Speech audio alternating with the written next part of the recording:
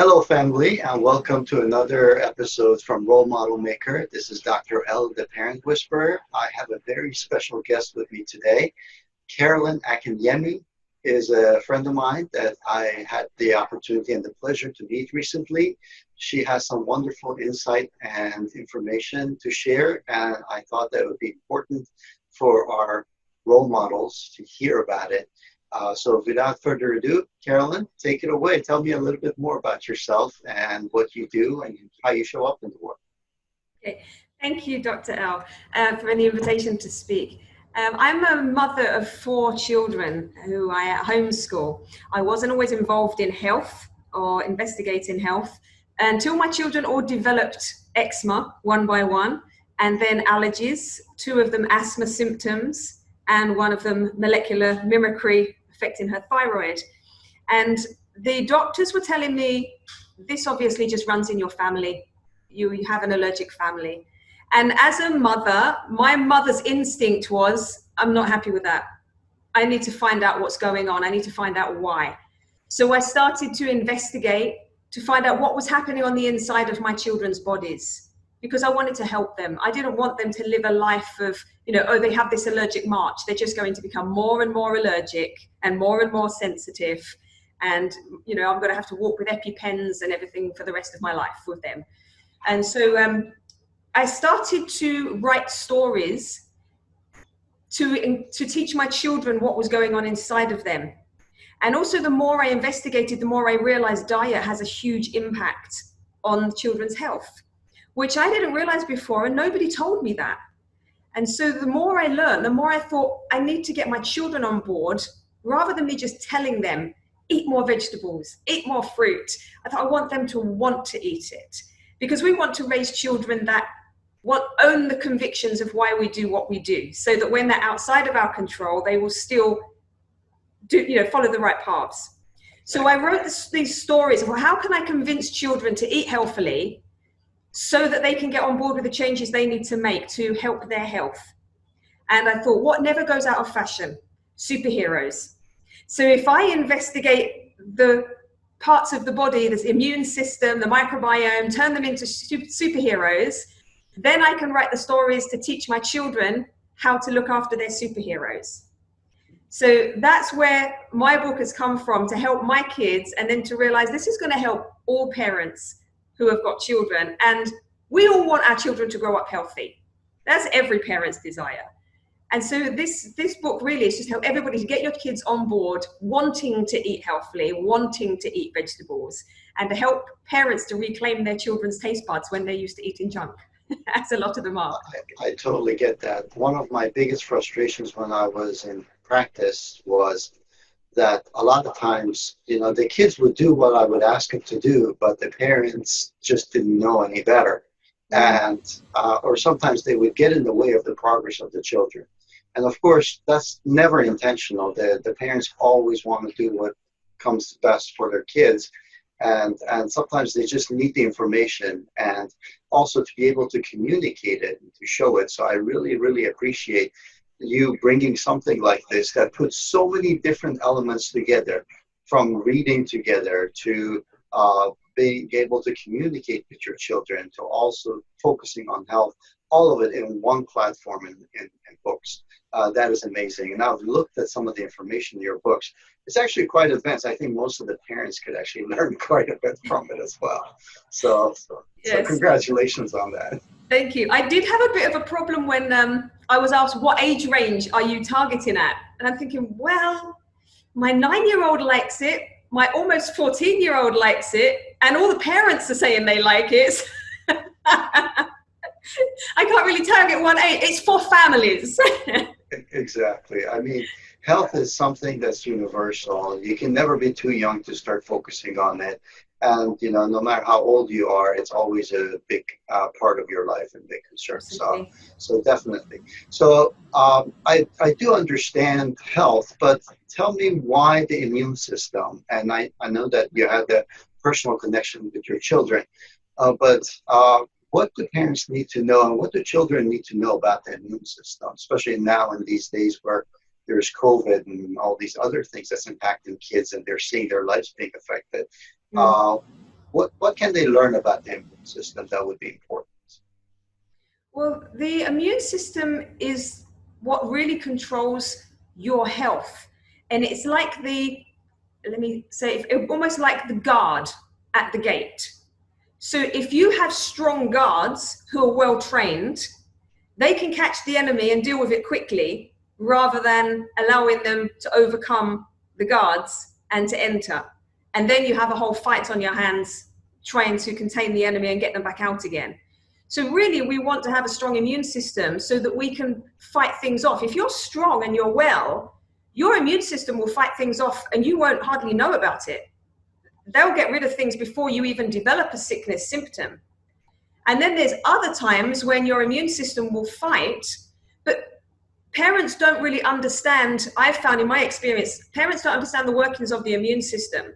So say like if a child has a viral illness and they have a temperature, the parent will think the temperature is the enemy. The temperature is we have to get that temperature down. Oh no, they have a temperature, let's get it down. And they don't realize that's actually one of your immune system tools to kill the enemy. Your immune cells don't mind the heat. They can function very well, but they turn the heat up in a clever trick, shall we say, to weaken the enemy so they can overcome it. So there's lots of information like that in the book that will educate parents. You don't need to give your child Tylenol or paracetamol straight away and immediately they have any kind of fever. Yes, we need to watch that it doesn't go too high, but we need to allow the immune system to work. And there's other information in there, how refined sugars affect the immune system. They will put it asleep. There's scientific evidence to show that your macrophages, the super mac, as he is in the book, he will be put to sleep for up to 7 hours when you eat refined sugar load. That we don't need that especially when we've got viruses flying around and coronavirus flying. You don't need to have your immune system put to sleep for 7 hours. So the book looks at the immune system, it looks at how it functions, and also how certain common foods affect the immune system cells, and whether it weakens them or whether it strengthens them and enables them to do their job a lot better. Absolutely. I love hearing everything that's coming out of your mouth. It's wonderful. A lot of times when I see people trying to biohack their way into better performance, trying to get an extra edge, it always baffles me, because if you can understand how your body works, then you can truly understand how to optimize your body and in a sustainable way for long term to give you the best results possible, because your body is designed evolutionarily and genetically custom built to you and your goals in your lifetime, basically. And that's something that people don't realize, that the best way for you to be able to fulfill your life's destiny, to fulfill what you want to manifest in the world, is number one, to make sure that you have your health, that you understand and you work with your body. And definitely, if we can teach that to our kids, that is like the biggest stepping stone for kids to build the rest of their lives. So thank you for doing that. Definitely. All right. So tell me this. In the book and in getting the book out there, what are some of the challenges that it comes to people? Like, have you had any feedback about the information that you've shared with others about this book? Like what do they see as challenges for implementing this? Because obviously, one of the things that I see is that if it was easy, everybody was doing it. And I don't think it's particularly easy, but I do notice that people's habits and lifestyles get in the way of things, right? So what are some of the habits or lifestyle challenges that can ultimately get in the way of people having a good immune system? Habits and addictions to food, especially the wrong types of food. A lot of people don't realize that the food companies, a lot of the food manufacturing companies, they actually hire scientists that will create the perfect food that will spark all the sensations in your brain to cause you to crave more. So we can feel condemned that we oh, I have to have that chocolate bar. I just struggle not to eat it. In actual fact, it's an addiction that's been created purposely and scientifically to make you keep coming back and buying more. So sometimes people feel guilty and they feel condemned, and they don't realize that there is actually an addiction that they need to break. So whether it's junk food, a particular fried chicken, they've all got certain things in them that will make you want to crave it. And when you realize that, and you realize, no, I need to break that, my taste buds will come back. I will reclaim them once I start eating. I might feel rubbish for a few days when I try to come off these things, but they're actually withdrawal symptoms from incorrect food sources. And there's that. And then another really big challenge is the amount of conflicting information that there is online when people try to find information. There's, like you said, lots of information that doesn't go deep enough to give them enough immune system knowledge to actually make educated choices, but enough to conflict and confuse so that people don't really know where to go and what choices to make. Right. And I think that's probably planned as well. People can't make the right choices. If they're too confused, they won't make a choice. Right, absolutely. I do remember myself that when I was trying to clean up my diet, because for me it was basically a life or death situation, that if I don't clean it up, I'm not going to be around to see my kids graduate from high school. I had to really make some hard choices. And I remember going into the grocery store and seeing the old foods that I used to eat and not being able to eat it now.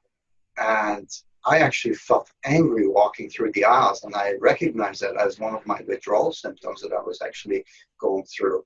So yeah, the food addiction and the emotional effect that it has on your body is definitely real, and it's something that you have to deal with. Just saying, okay, I'm just going to eat healthy is not going to be enough to go ahead and make a change, but you actually have to address the psychology of it. So that's a good point. Right. Very good. So let me ask you this. How can people find more about you? I have a website, superheroesinsideme.com. And that's also the site where you can find out more about the book. And I also have a Facebook author page, Carolyn Akinyemi Author, where you can find me on there. That's awesome. I love the superhero thing. I truly believe that all the parents as the role models are superheroes. And I have another video that talks about how they can go ahead and compare themselves to superheroes. And in this particular case, you're looking at superheroes within us. That's pretty cool too. So very nice. Thank you. I'll make sure that I put those in the description in the video below. So make sure you check those out. And Carolyn, is there anything else that you would want to share with the audience today? I'm happy to, if anybody wants to go to the website and they can subscribe to the website, they can get a discount for the book. The book will be released on the 22nd of May on Amazon. Awesome. So then they can purchase it at a discounted price. Perfect. Perfect. Thank you. That's very generous of you. Thank you.